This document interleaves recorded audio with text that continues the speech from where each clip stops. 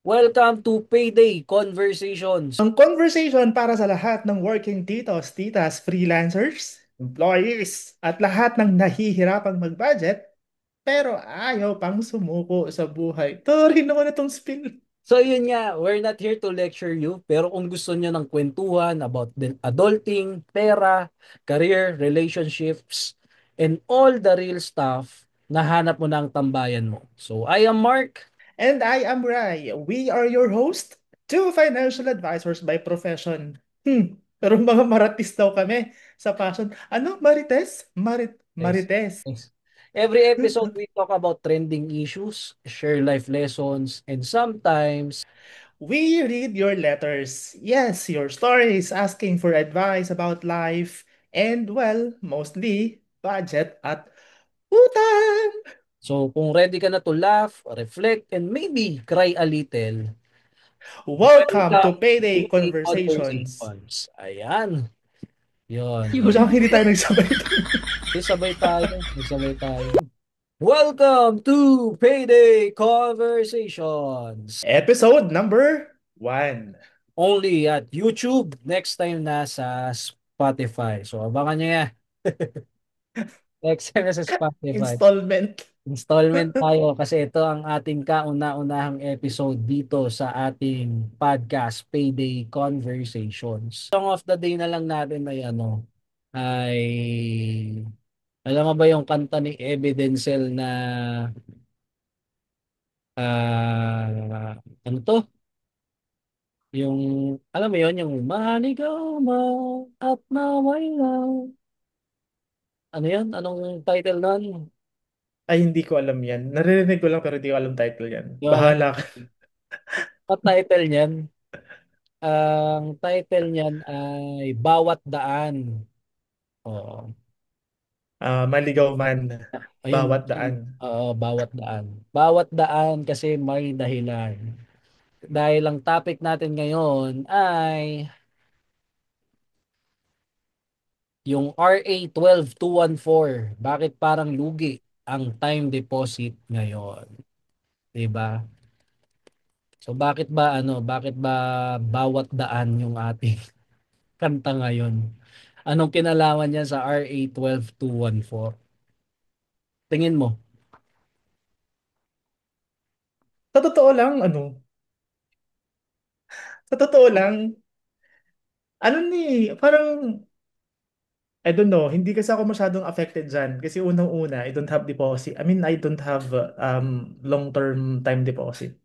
Ah, Kasi pag nagkaroon ako ng time deposit naman, more or less, parang ano lang yan, mga um, term, like 3 months, pinakamahaba ko na yung 1 year. Ang RA na bagong pinalabas ngayon ni ano no ni ni Ralph Recto na 20%. Sa totoo lang, na-experience ko na 'yan. Sa mm, existing natin na savings account pa lang. Meron ng 20% tax. Pero hindi yung 20% tax hindi kukunin dun sa ano mo ha, hindi sa savings na yung kung magkano yung principal mo. 20% tax dun sa interest. For clarification lang. Kasi baka mamaya yung iniisip na hindi nga ako maglalagay ng ng pera sa bangko. Kasi may mga nababasa ako. Parang ang sinasabi nila is, hindi na ako maglalagay. Tanggalin na natin. Mag-alkansya na lang tayo. mhm, Kasi yung savings natin babawasan ng 20%. Ano mm, yun ha? Kailangan maklarify yun. Yung 20% is kukunin dun sa interest rate na kikitain mo. Na halimbawa, meron kang 20 pesos na 20 pesos na kinita na interest rate sa isang buwan. So yung 20 pesos na yan kukunan ng 20%. So mm, yun yung ibig sabihin nun. Kumbaga, ang ginawa lang kasi ngayon, parang inibin lang lahat ng mga nag-i-income, kumbaga lahat ng passive. So I don't even know na ano pala, actually ang akala ko noon na it is across all na sa lahat ng mga deposits, whatever kind of deposits yan, kung bonds man yan, ang akala ko existing na lahat yung 20%. So ngayon ko lang nalaman yun na, hindi pa pala. Kasi mm, yun nga, yung na-experience ko na 20% doon sa savings ko na existing, kahit sa ang bangko, meron talaga siya. mhm, So, nung una, na nakita ko yung news kasi nag-trending talaga siya eh. As in like, every time na mag-click ako, may trending talaga siya.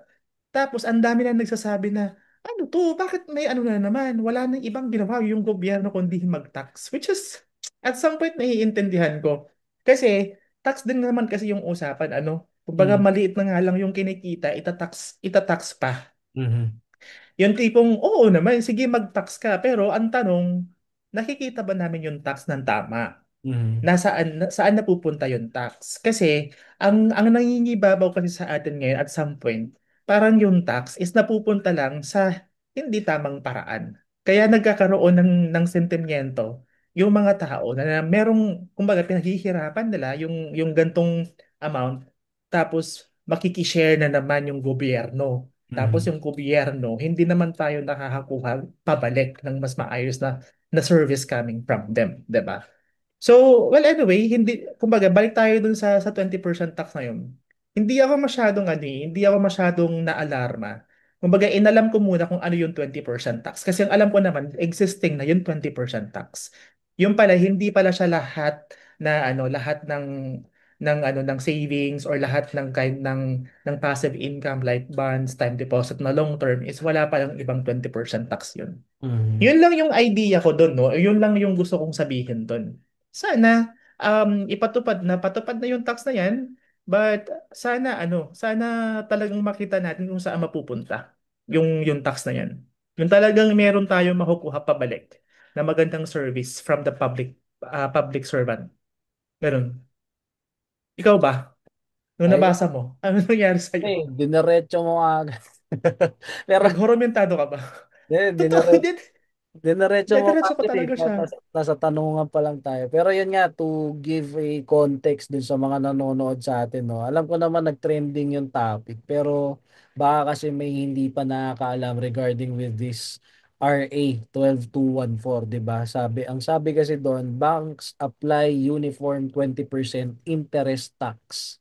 No, so pantay-pantay na 20% ang tax ng mga interest rate doon sa Mm. kinita ng kanilang pera sa kanilang savings or time deposits.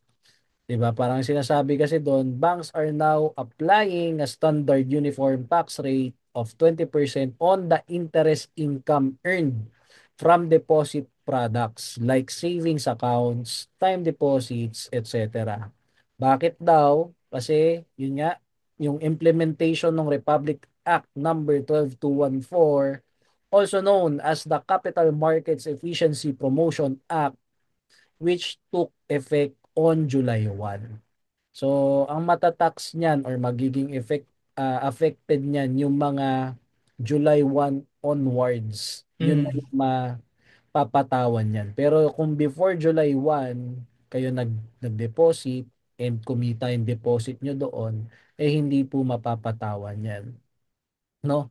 So, before and after, ano ba yung nangyari? Para at least may context tayo. Katulad nga nung nabanggit mo kanina, Rai, sabi mo nga 'di ba na hindi ka affected pero before naman natatax ka naman talaga with your savings account.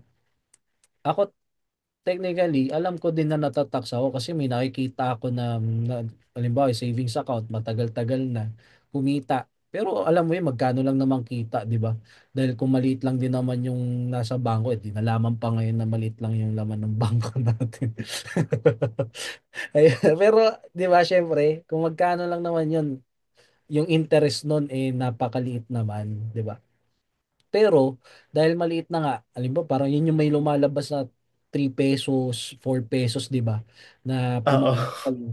Tapos biglang meron sa history mo na ano na withheld tax. Oh. So yung 3 pesos na kinita nung savings mo sa kanila eh nabawasan pa. So 3 basically, pesos na nga lang na binawasan pa. nabawasan pa. So basically, na ano na nararanasan naman na natin 'yan ngayon. Hindi na siya bago.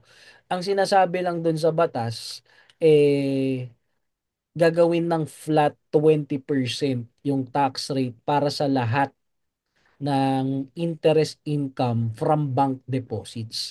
Kasi Oo. dati may mga financial product na hindi natataksan or different yung tax tax interest, no? For example, yung mga for foreign currency deposits, 'di ba? Ang sabi doon 15% lang ang tax before. Ngayon hindi na kasi nga uniform 20%, so papatawan na rin siya ng 20%. Another example ay yung mga long-term deposits, 'di ba? Yung mga long-term deposits kasi na na mga savings ninyo like the time deposits, kapag ka mga nakalagak yan 5 plus years and up, tax exempted yan nung wala pa yung RA 12214. Ngayon na na meron ng RA 12214, matatanggal na yung exemption na privilege na yun. So, maa-adjust na rin siya. So, matatax na rin siya ng 20%. So, parang Mm. example dyan, if you earn 1,000 pesos interest rates doon sa iyong time deposit, before, kung naka 5 plus years ka, 1,000 pesos pa rin yung makukuha mo. 100% yung interest rate na makukuha mong kita mo, 'di ba? Ngayon, dahil wala nang tax exemption, meron ka ng bawas sa 20% doon sa 1,000 pesos na kinita ng pera mo. So, 1,000 multiplied by 20%. So, babawasan siya ng 200 pesos. Ang makukuha mo lang nakita is 800 pesos. So, yun yung sinasabi lang nung batas. So, ano ba, maapektuhan ba ako?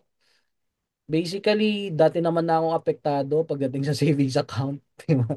Pero hindi mo na siya pinapansin kasi nga hindi naman gano'n kalaki yung Walang masyadong impact eh. oo, kumbaga parang lagi naman natin sinasabi din 'yun sa mga clients natin, 'di ba? Kapagka nag-save ka with regular banks, ang tubo lang naman talaga ng pera mo do'n ay wala pang 1%. Pero Pero pag malaki talaga yung pera mo sa bangko, ramdam mo yan. alam mo 'yan, o sabihin natin Mararamdaman mo talaga yan. 10 milyon ka sa bangko, kahit na wala pang Yan. 1% 'yun, malaki Malaki magandang yun. bawas 'yun. Magandang Malaking bawas yun. sabihin na lang natin, 'di ba? 10 million. 10 million times 0.125%. Oh. That's ah, mali ako. 0.0125 pala dapat, no? Oo.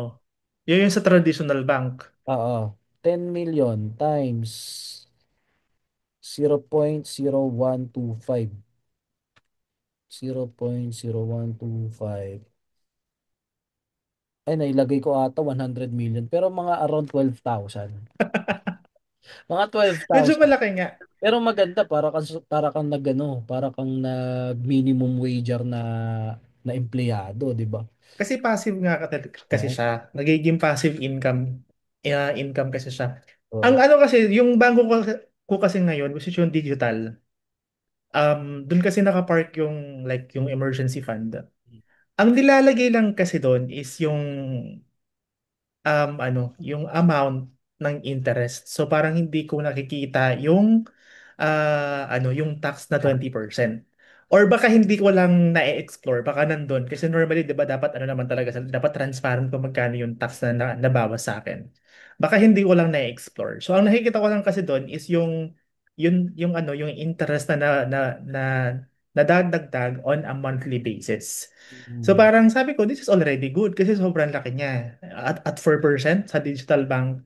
So parang ang ano niya, ang ganda na niyang, so parang pag binawasan pa yon, I don't know, hindi ko siya masyadong nararamdaman kasi hindi ko nakikita yung bawas nung interest Mm. na nababawas sa akin. Wag mo naman Yun. sabihing sobrang laki, baka isipin ng mga nanonood sa atin talagang baka milyon-milyon agad ang sinisip sa sobrang laki. Emergency fund, hindi naman naabot yun ng 1 milyon, di ba? Kasi parang ang emergency fund mo lang naman, by the rule, at least 3 or 6 months ng monthly expenses mo.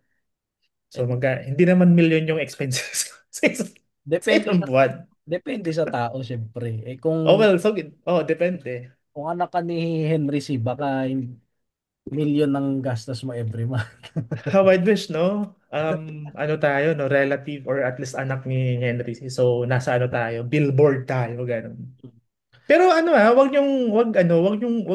nating kalimutan na accepted pa rin naman yung SSS, GSIS, pag-ibig MP2 kasi normally yung mga tao talagang ano sa MP2 talaga na magandang platform yung MP2. So pati na rin yung SSS is may pera, tama ba? Pera yung yung program nila.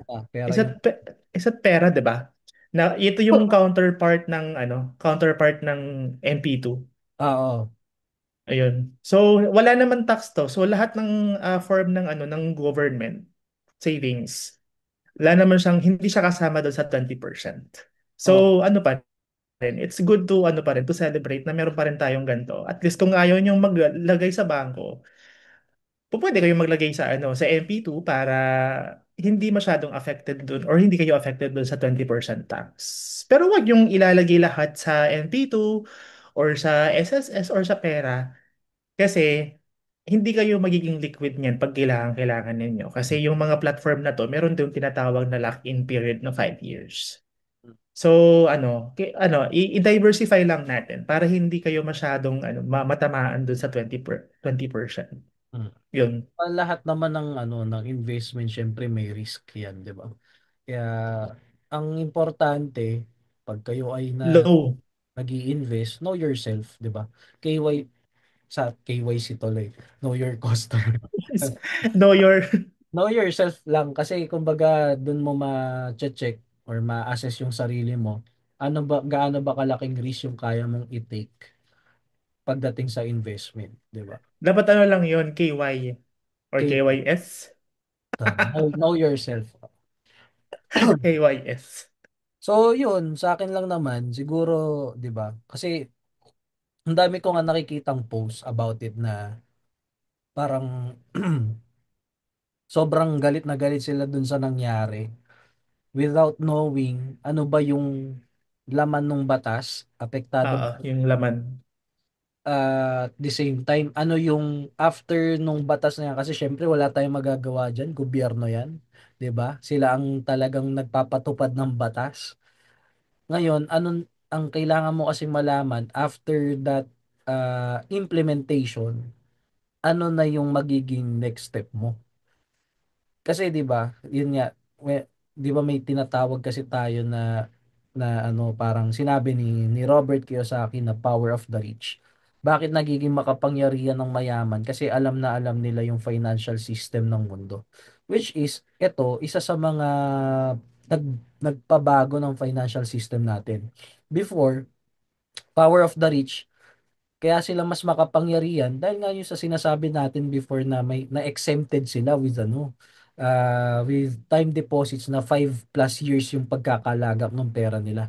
And sino lang ang may kakayahan ng ganun? Siyempre yung may mas mga pera dahil yung pera na nilagay nila doon, technically, di nila kailangan yun. Di ba? Pero tayo, bilang simpleng mamamayang Pilipino, siyempre, kapag ka nag invest ka, alam mong medyo yun, parang pati pato, tinataya mo doon. Which is dapat hindi nga natin ginagawa yun. Kasi, 'di ba, sa investment naman, hindi mo naman, dapat ang practice talaga, hindi yung lifetime savings mo yung nilalagay mo doon. Dapat, kumukurot ka lang na kung ano yung kaya mong mawala sa'yo, yun lang yung pwede mong Mm. doon. Yun And nga, yung sinasabi ko na diversification talaga. Yun yung walang kapangyarihan sa atin ng mga simpleng mamamayan na sila yung may mas kapangyarihan sa ganun to take advantage.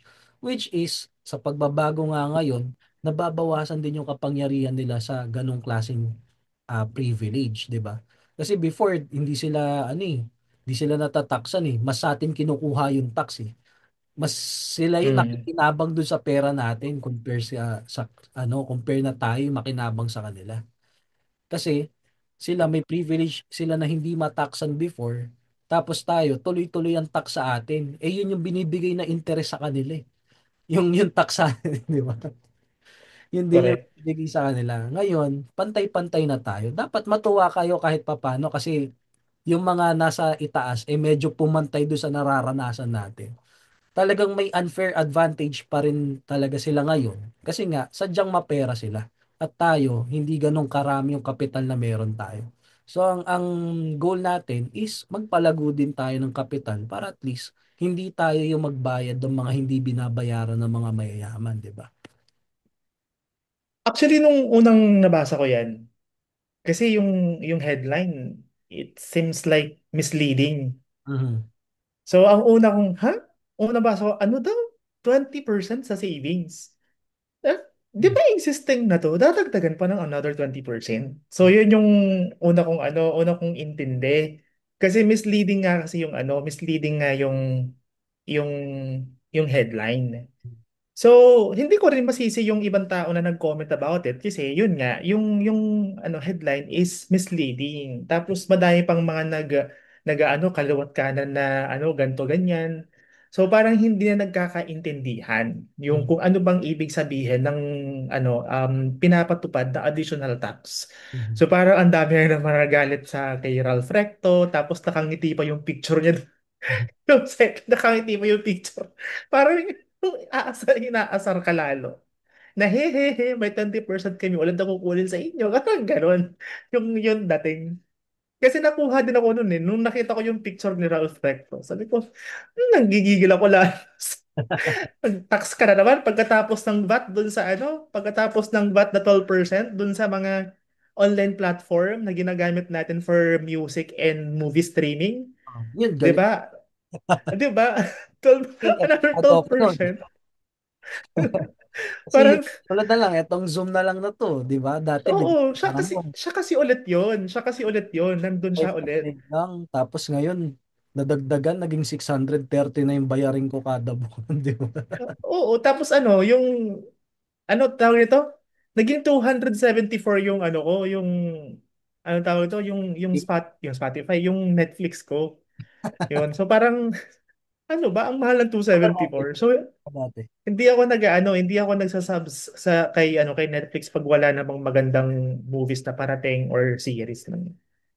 Kaya yun nga. So, ang lesson lang talaga dito, pag mayroong mga ganyang headline na alam mong concern ka at magkakaroon ng impact sa'yo, you have to read first ng mas maayos.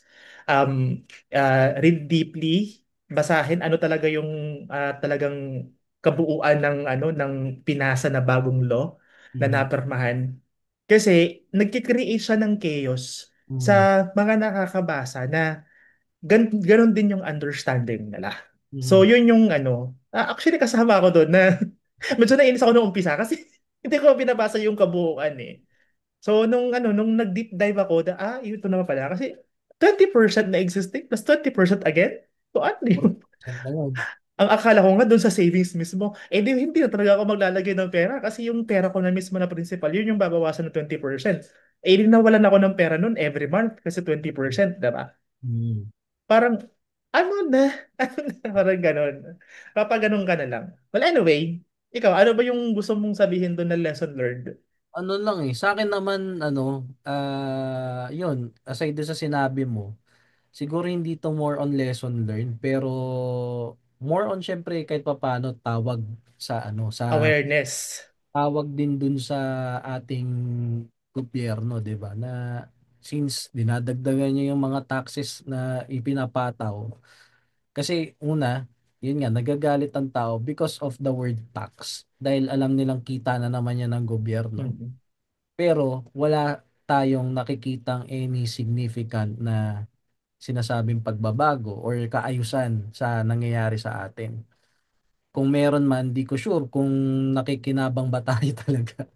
So, may mga bagong kalsada and all, pero syempre may mga partnership with with private companies. Kaya kung gusto mo pa ring dumaan sa mga kalsada na walang traffic, na nagkaka-traffic din naman kahit papano, magbabayad ka pa rin. 'Di ba? Mm. So yun lang sa akin siguro if nadagdagan na yung mga yung pagkuha ng taxes, sana for the next 3 years maipakita pa ulit or maipakita kung ano ba yung improvements na mangyayari dito sa atin sa Pilipinas. Dahil puro taksa kayo eh. Kami naman wala naman kayong magagawa kundi magbayad ng magbayad, di ba? So So, yun yung you tax us, you give us good service. Oh, yun lang naman ang sa amin. Siguro nagagalit din yung taong bayan about that, about that. Eh, ang dami naman kasing Caltax. Oo, yun pa. So sa dami ng kaltas, tas maliit na nga lang yung take home. Diba? Yung, exactly. Bibili ka ng ano, may 12% VAT, kayo pa yung, yung consumer pa yung nagbabayad. Mm. 'Di ba? Tapos may inflation pa, tapos may tax pa. Sumabay pa yung tax na to na panibago sa inflation rate natin, 'di ba? So parang ano na yung value ng money doon. Mhm. So yun nga, at the end of the day, sabi ko nga, kahit na magreklamo tayo and since aware naman tayo sa mga nangyayari sa paligid, ano na lang yan magmamatter dun kung paano ka magre-react dun sa sitwasyon. Ano ba, magpapadala ba tayo, magpapasira ba tayo dun sa nangyayari or magiging proactive tayo at hahanap pa rin ng paraan paano tayo mas makakaalwan sa present situation natin ngayon. Ako, ganun lang naman ako lagi. Proactive lang. Kung may ganyang problema, basta ang iniisip ko ano yung pwede maging solusyon. Hmm. Move on. Mhm. Ganon. Okay. 2020, So, 2028, next election, di ba? Pwede magboto tayo ng tama. Yun lang naman. oo. Vote for ano someone that are capable na hindi tayo laging babawasan ng ano Hindi, ng pera natin. hindi lang naman yun. Kumbaga talagang mas maging ano na lang, mas maging vigilant na lang or maalam sino ba yung talagang tingin mo na may kakayahan na mamuno. Huwag magpadala dun sa hype, 'di ba? Kasi normally nadadala tayo sa hype eh. Pagka sikat, yun na, 'di ba? So, Sikat na sikat ang Pinoy. Napakanta yan. ay Okay. Sige. Meron akong ano dito. Meron akong babasahing letter dito. Actually, ano to, nabasa ko din to sa, nabasa ko din to sa isang page, Mhm. Facebook page. May nang mga nababasa kasi akong mga, alam mo, nagsasend na kanilang mga saloobin about utang nila, pera nila, paano nila i-manage. So Mhm. parang ito, nabasa ko to, and parang kung maririnig man niya no, sana makapulot siya dito ng ng kahit papaano niya ma-manage yung kanyang mga utang, ganun. So Mhm. wala naman siyang pangalan kasi naka-anonymous naman siya. So Mhm. babasahin ko lang siya. Hi everyone, need an advice on how will I be able to repay? Teka nga, parang naduduling ako. To repay all my ongoing debt. Literally, ina-admit ko na hindi ako naging wise financially. I do Mhm. not track my expenses and umabot sa point na ang dami kong installment loans na ongoing. Kumbaga, I admit kulang sa discipline when it comes to sa pag-manage ng pera. Wala ba akong background music dito? Dapat ano to eh, Dear Charo to eh. Ang Next. But I want to change my habits. Sobrang draining. I know. And kahit ako, sinisisi ko yung sarili ko, bakit ako umabot sa ganito. Gusto ko na siyang matapos, pero bakit feeling ko parang cycle lang siya. Please send advices po and kung ano pong pwede kong maging paraan to completely na mabayaran lahat ng ongoing loans ko. So I have 11,000 every cut-off ko po.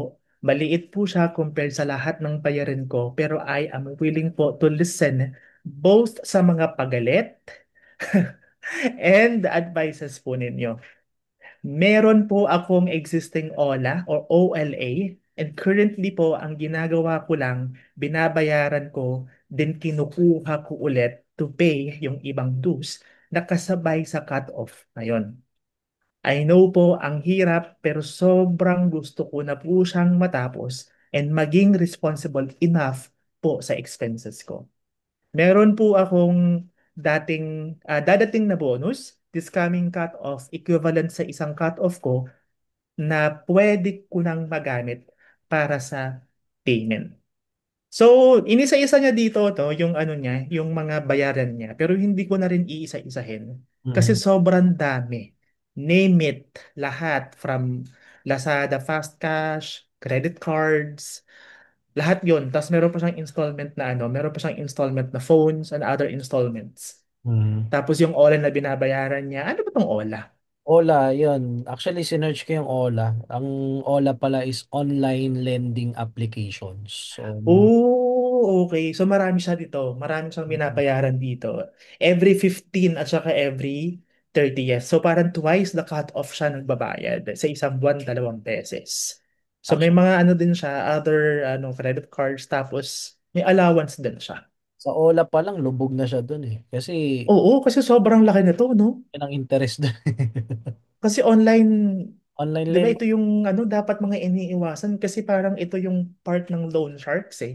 Oo, kasi normally, ang nangyayari dyan sa mga online lending applications na yan, for example, di ba, umutang ka 50,000, tapos may certain percentage yan, na yung inutang mo na 50,000, basically, hindi talaga 50,000 yung matatanggap mo.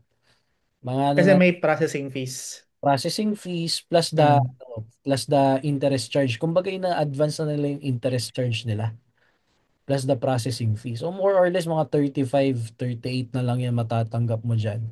Pero ang babayaran mo pa rin at the end of the day is 50,000 plus the interest charge pa ulit nila.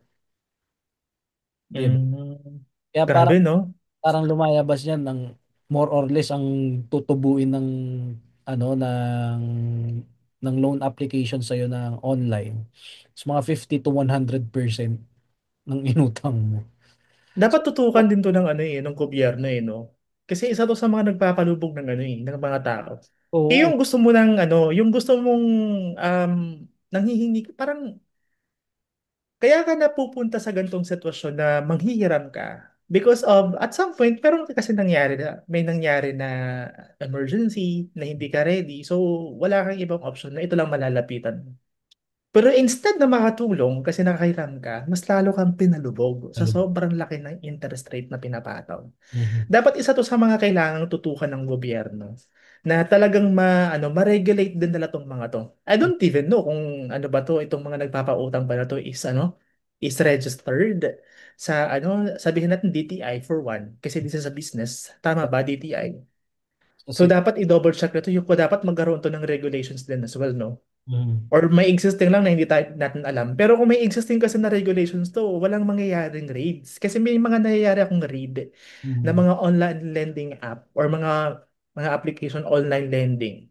May nakikita ako sa mga news na raid Mhm. na pupuntahan nila yung isang venue nito tapos i-raid yung mga ganun at saka ganyan. Mhm. So, ibig sabihin, parang most of the online lending app, hindi to registered at saka hindi regulated. Sana magkaroon ng regulation about this.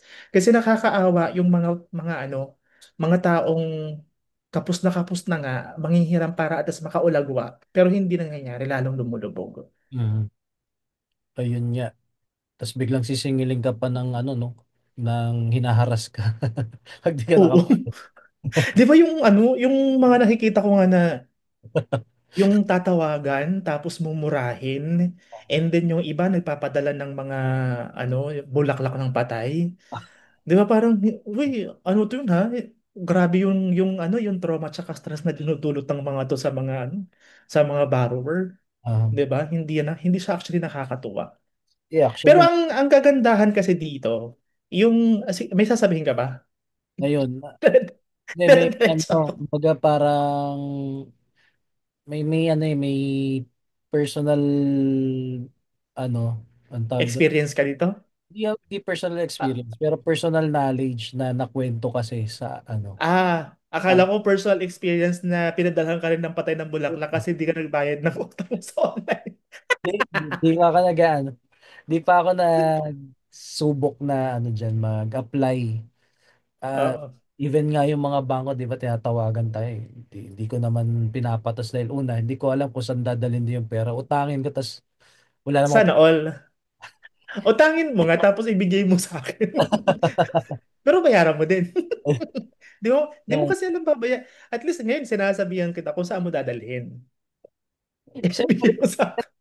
pagka ganyan namang mga utang-utang, 'di ba? Ang normal naman dapat na iniisip natin pag nangungutang ka, yung paglalagyan mo is income generating. Kasi pag yun yung good debt eh. Pagka sinabing bad debt, Ayun yung good debt, oo.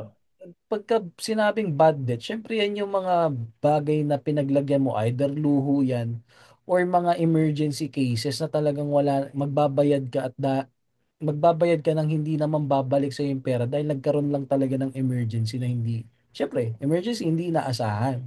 And yun yung worst thing na gagawin mo pagka may emergency at hindi ka handa, mangungutang dahil yun din yung simula para ikaw Mm. ay lumubog, 'di ba, sa utang. Pero ito, himay-himay, mag-focus tayo dito sa kanya ha, kasi mukhang Ah, lumalayo tayong dalawa doon. ah, Kung ano yung take natin doon sa mga online lending app, yun yung doon tayo na focus. doon na focus eh. Pero Bi- yun nga, Bigyan natin to ng ano, bigyan natin to ng advice si sender, no? mm, Ang sabi niya dito, well, himayin natin. Ang sabi naman niya dito is literal na ina-admit niya na magkaroon siya ng problem. Kumbaga, financial wise, hindi talaga siya naging okay. Kumbaga, hindi siya naging good steward. Yun yung nangyari sa kanya. Maganda to kasi at least ina-admit niya na yung naging problem niya. Yung root cause, alam niya na kung saan ang galing. mm, Pero ang kinagandahan dito or mas maganda pa is gusto niya nang magbago. Kasi sa totoo lang, kung kaliwat kanan yung utang mo, this is very stressful. mm, Hindi ito nakakatuwa. I don't know kung nakakatulog pa nga ito ng maayos. Ano? Pero sa sobrang dami niyang utang, alam niya na na cycle na lang yung nangyayari, sahod bayad utang, sahod bayad utang. May point pa nga dito na ang ginagawa niya, magbabayad siya sa OLA, tapos kukunin lang niya ulit kasi kailangan niyang ibayad sa ibang ibang op. pinagkakautangan niya na online. So parang oo nga, this is very stressful kasi paano na yung daily mo na pangangailangan, 'di ba? So nakakaano siya, nakakaawa. And then 11,000 lang yung sinasahod niya per cut-off. So that roughly 22,000 a month. So I don't know kung yung 11,000 na to is malinis na. Kasi baka mamaya yung 11,000 na to is meron pang taxes tapos yung government dues niya like um, SSS or GSIS na ibabawas, PhilHealth, Pag-ibig, 'di ba? Hindi ko alam kung malinis na ba yung 11,000 niya na to. Kasi kung hindi, mas lalo talaga siyang stress dito. Ngayon, ang tanong, ikaw ba, pag meron kang utang, kasi lahat naman tayo naka-experience tayo ng utang. Ako hindi ako malinis dyan. Naka-experience na rin ako ng mangutang, no? Particularly, credit card before. So, syempre, nakakagamit din naman ako ng credit card. Mm. So, sa tingin mo, ikaw, paano mo nililinis? Ano yung pwede mong maibigay na advice? Paano mo lilinisin yung gantong scenario? So, dito sa nakikita ko, meron siyang, more than 10 na Mm. utang. Ano lang, Mostly online lending apps. wag ka mag-Memo Plus Gold para malimutan mo sila lahat. Malimutan mo lahat. Hindi mo na sila maiisip. No, di ba? Or pa pwede mo sabihin, ilista na lang sa tubig. O Memo Plus, baka naman. Memo Plus Gold. Anyways, ayun. Ako kasi nga, 'di ba, normally ang binibigay ko with my clients pagka may mga ganyang utang, may mga lumapit na sa akin ganyan. Yun nga, unang-una, kailangan aware ka na may pagkakautang ka. Kasi Mm. pagka aware ka na may pagkakautang ka, alam mong kailangan mo magbayad. May In obligasyon. this case, aware naman siya. Ngayon, aware ka na. Kasi Ngayon, nilista niya. nilista mo. Ngayon, ang pangalawa, kailangan aware ka sa mo ba dinadala yung pera. Pero sa case niya, tingin ko baka napupunta lang lahat yan sa interest since ano nga yan, online lending applications. So talagang magiging cycle siya. Ngayon, kailangan gumawa ka ng paraan na mas madagdagan yung kita mo para at least maitigil mo na yung pag-utang sa OLA at hindi na siya maging cycle. Kasi sabi mo nga, cycle na yan. Ngayon, kanino start yung solusyon para mahinto yan? Okay, so ngayon kung nagawan mo na ng paraan yon, may dalawang option ka to do the payment scheme doon sa Mm. pagkakautang. Ano Either yon? Baka hindi ko rin alam yan. Charot. either that snowball method or yung Okay. avalanche method. Avalanche. Oh, Oo. ano yon? Anong ibig sabihin ng snowball at saka ng avalanche? Basta magbayad ka. Hindi, ano, yung death snowball, So ibig parehas lang yon. So parang nag-ano ka pa ng mga terminologies pero ang ending Magbayad ka. magbayad ka. Okay, sige. Ang perfect mo doon. Eh, ang Oh, focus ko, ambot sa imo dong. yung ano, O sige, na-explain mo na ano yung anong dalawang method na yan. ayun nga, yung debt snowball, ano yan, kumbaga magsisimula ka doon sa pinakamaliit hanggang doon sa malaki, hanggang sa matapos mo. So, Nautang. oo, nautang. Ang, So ipa-prioritize mo yung maliit na oo, bayaran. Yun oo. yung ibig sabihin ng snowball. Okay? So, ang ano mo doon, ang goal mo doon is magkaroon ka ng feeling of fulfillment na may natatapos ka. Mhm. Mm-mm. Yung avalanche method naman is yung uunahin mo yung may pinakamalaking interest sa utang mo para hindi na madagdagan yung interest pa nun hanggang sa maubos mo lahat. So Mhm. ngayon, kung ano yung gagamitin mo na method dyan, it's up to you, no? Kung syempre, kung ano yung magiging effective sa iyo at magiging effective dun sa mga pinaghiraman mo. Kasi kung yun nga, kung padadalhan ka lagi ng kabaong, eh baka siguro kailangan unahin mo yung may pinakamalaking interest, di ba? Oo. Well, actually, maganda talaga yung um, dalawang method na yun. But I personally use yung tinatawag natin na snowball effect. Mhm. Kasi yun nga, sabi mo nga, meron siyang tinatawag na self-fulfillment. Kasi kung ang daming nakapilad na nautang, tapos may na-cross out ako dyan na isa, may fulfillment na, "Oh, shucks, nabawasan na ako ng isa. Mhm. So yung isa naman. So Tuloy-tuloy. parang ganun, maganda yung method na yun. Pero at some point, mahihirapan pa rin siya dito eh. Ah, Mahihirapan pa rin siya, either snowball or avalanche method ang gamitan niya dito. Kasi yung 11,000 niya is hindi talaga kakayanin. yun nga. So siguro ako yung masasuggest ko sa kanya dito is maghanap pa siya ng panibagong pagkakautangan. Ay, charot, hindi. Maghanap siya ng panibagong Extra. source of income o extra income. Extra So income. kasi yung 11,000 mo hindi na makakope yan eh. So kailangan mong maghanap ng bagong extra or Mm, ng extra income. Kasi diyan matutulungan ka. mm, Ngayon, pag meron kang extra income, so pa pwede yung extra income na yun yung pambayad ng utang mo kung isa-snowball effect mo siya. oo. So kung magkano halimbawa nagkaroon ka ng nakakumita ka ng extra na 5,000, yun yung ipambabayad mo. And Aha. at this point, yung ano mo din, yung tinatawag na bonuses mo, na nabanggit rin yan, na meron siyang ano dito, parating na bonus. At least yung bonus na yun, gamitin niya na dun sa pagbayad niya ng isang utang para ma-wipe out niya na. Yun. So, talagang hindi maganda yung method, no? Pero kung magfo-focus lang siya sa 11,000 every cut-off, distress at stress pa rin ang aabutin niya dito. Kailangan niya maghanap ng panibago. Or baka mamaya, lahat ng mga ano dito, mga nakaangkla sa kanya. Kasi at some point, baka may nakaangkla sa kanya. Baka mamaya breadwinner din to, no? Tapos hindi siya talagang tinutulungan. Baka it's time na kailangan niyang kausapin yung mga ano niya, yung mga relatives niya, yung parents niya, mga kapatid niya, na tulungan siya na sa panggastos nila araw-araw sa bahay para at least matutukan niya yung utang at makalabas siya dito. 'Di ba? Yun yung mas magandang way. Kailangan mag-open up siya. Opo. Kumbaga he's owning up to his mistake naman. Mm. His ako lang his no tapos her pala to. Ino-own up naman niya yung mistake niya. So, ayun. So, mas maganda na do the avalanche or do the snowball effect. But you have to search for an extra income. Mga side hustles. O pwede ka mag-financial advisor. O pwede ka mag-online selling like an affiliate, TikTok affiliate. Ang dami. Kahit nga yung ngayon, yung Shopee, may affiliate na yung Shopee. Shopee affiliate at ang tawag doon. Parang TikTok affiliate din siya. So madaming ngayon, ways to earn more money. Okay. Kailangan talaga niya maghirap. Siguro in 2 years o 3 years term, tapos na to. Tapos na yung utang niya. Okay. Ayun.